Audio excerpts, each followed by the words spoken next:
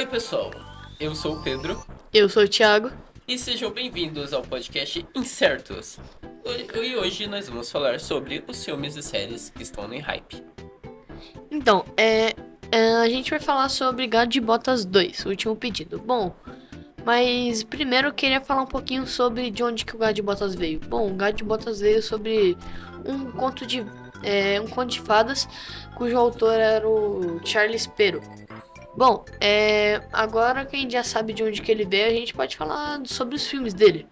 Bom, o primeiro filme do Gato de Botas foi em 2011 e quem fez foi a DreamWorks. E a DreamWorks de novo relança o filme em 2023, aqui no Brasil. Porque, tipo assim, nos Estados Unidos foi no final de 2022, mas aqui no Brasil o filme foi lançado em 5 de janeiro de 2023.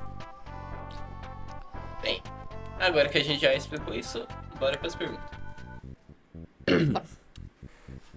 Primeiramente, só para começar, para aquecer, o que você achou do filme?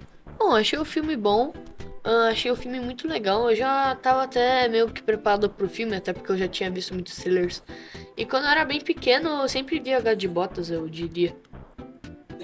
Eu também gostei dos trailers, quando eu vi, nossa, esse filme vai ser bom. Só que depois que um monte de gente começou a comentar, esse filme é bom pra caramba, bem. Mas as pessoas ficam falando, esse filme com certeza é muito bom comparado ao primeiro. Eu concordo. Mas quais são as melhores diferenças do um do outro? Eu acho que eu diria que o ego do Gato de Botas mudou. Porque, tipo assim, no Gato de Botas 1, ele não tinha a menor preocupação, até porque ele tinha muitas vidas ainda, então ele basicamente não tinha nada a perder. Ele sempre. Ah, dá pra ver que a imagem dele mudou muito do primeiro pro segundo, até porque no primeiro ele tinha uma outra imagem que se passava. Tipo, ele tinha uma imagem que era uma pessoa que nunca desistia da batalha, basicamente uma pessoa meio rígida.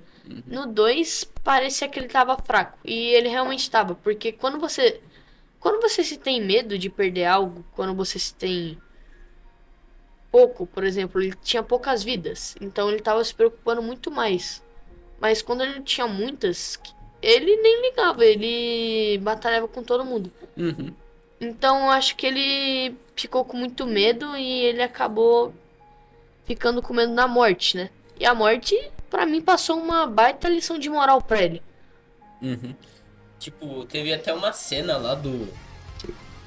Que virou meme do Gato de Botas 1, que é o Gato de Botas Jump Scare. Que é lá quando a Kitty derrama uma gota de leite na bota dele e ele fica. O quê? Eles começam a brigar, mano, por causa que ele não tá nem aí. Ele tem um monte de vida, ele não. E ele sabe, né? Ele sabe que ele nunca vai ser encostado por uma lâmina. Então ele não tem essa preocupação. Mas, tipo, a animação, ela mudou. Ela mudou muito ao longo do tempo. Eu descobri que esse Gato de Botas tem um novo estilo de animação, eu esqueci o nome. Tenta deixar as coisas mais realistas. Não, não, que realista. Ele deixa de deixar mais cartoon, mais desenho. Ele mistura o desenho com o 3D. Aí, mas quais são as diferenças do lá de animação, sabe? As melhorias de animação que teve do primeiro e do segundo. Em questão de animação, bom, são muitas, até porque esse modelo de animação foi visto em alguns filmes da DreamWorks e eu sinceramente não gostava muito não, eu ficava com uma agonia, eu não sei. E, bom, essa mudança de animação obviamente foi por conta dos anos. Eu acho que eles viram que, não sei, não tava muito legal. Eles acabaram mudando, até porque teve uma diferença de 12 anos, 10. Não, 12. 12 anos. Tipo, a tecnologia ela foi evoluindo, né? Dá pra fazer mais coisas, né? Com a animação. Com Tô, certeza. tô pesquisando aqui o tipo de animação aqui, mas enquanto isso, uma pergunta. O que você achou da dublagem? Bom, acho que a dublagem brasileira sempre é muito boa em filmes de animação. Porque tem a sua linguagem própria. Tipo, sempre tem. Sempre as dublagens brasileiras têm aquele lugar no seu coração. Principalmente em filmes que você gosta. Por exemplo, bom, o Buzz Lightyear. Buzz Lightyear, provavelmente você só conhece pela voz. O infinito e além. Ele tem essa frase que todo mundo conhece. E ele virou. Ele teve um meme que basicamente, com ele e os produtores, né, o dublador, ele quis colocar uma frase e aí que tipo adaptava pra cá. Só que o diretor não queria deixar. Só que o dublador ele pegou tanto no pé, que ele acabou adaptando isso pra cá. E o que é o que acontece demais, né? Essas adaptações que a dublagem brasileira vai colocando. Bem, com certeza, né? A dublagem é ótima. Mas sobre os personagens, o que você achou da morte? Ah, a morte eu achei a morte bem interessante. Eu acho que ela veio na hora certa, eu diria, porque o Gato de Botas, ele meio que não tinha acreditado naquele médico que apareceu. Ele não.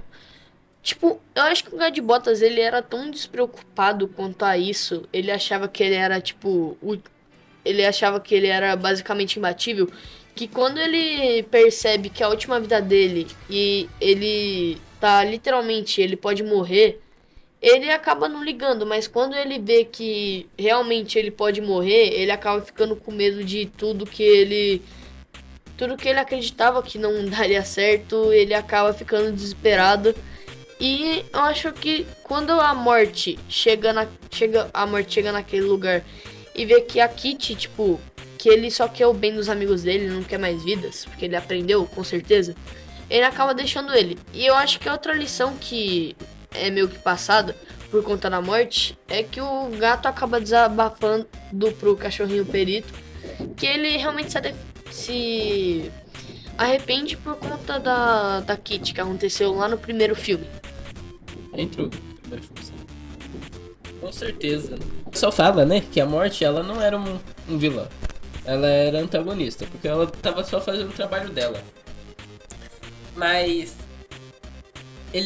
a própria morte lá no filme, ela deixou bem claro que ela tava trapaceando, ela não tava fazendo o trabalho dela, ela tava fazendo aquilo porque o gato ele tava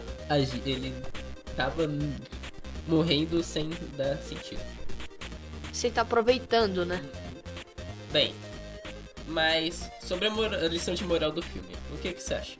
Bom, como eu disse, eu acho que, tipo, o gato aprendeu muito, porque, tipo assim, quando ele tinha muito, ele não ligava para as coisas, tipo, ele não ligava muito, até porque ele tinha muitas vidas, ele tinha muito em geral, mas quando você se tem pouco, você se preocupa muito mais, que no caso, quando ele teve uma vida, ele se preocupou muito mais com ele do que antes, porque quando ele tinha muito, ele não se preocupava, tipo, eu não ligo porque eu tenho muitas vidas, então se eu morrer, basicamente eu tô de boa, eu tenho muitas, mas por conta disso, ele não viu tudo se passar, todas as vidas que foram perdidas, ele acabou nem percebendo, e quando ele parou realmente pra pensar, ele não tinha mais nada.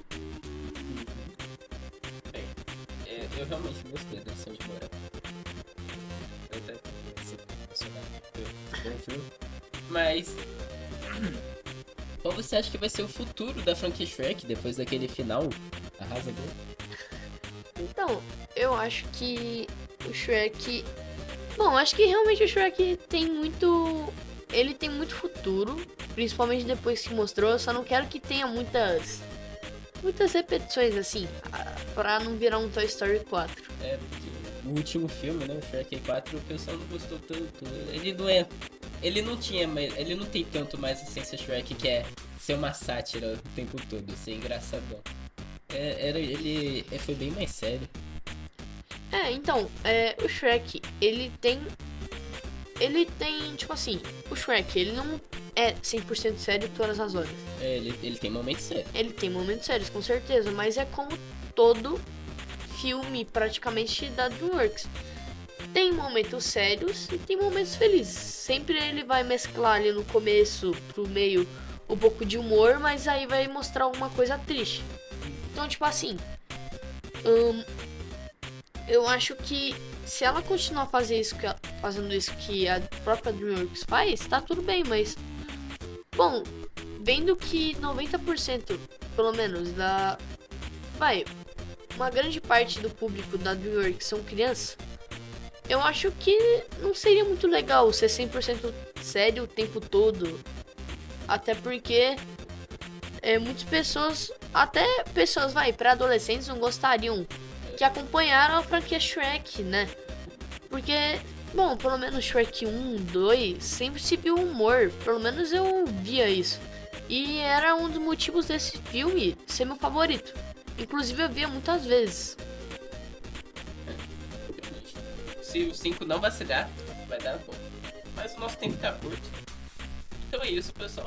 Muito obrigado. E lembre-se, sempre cuidem do seu bigode. Falou.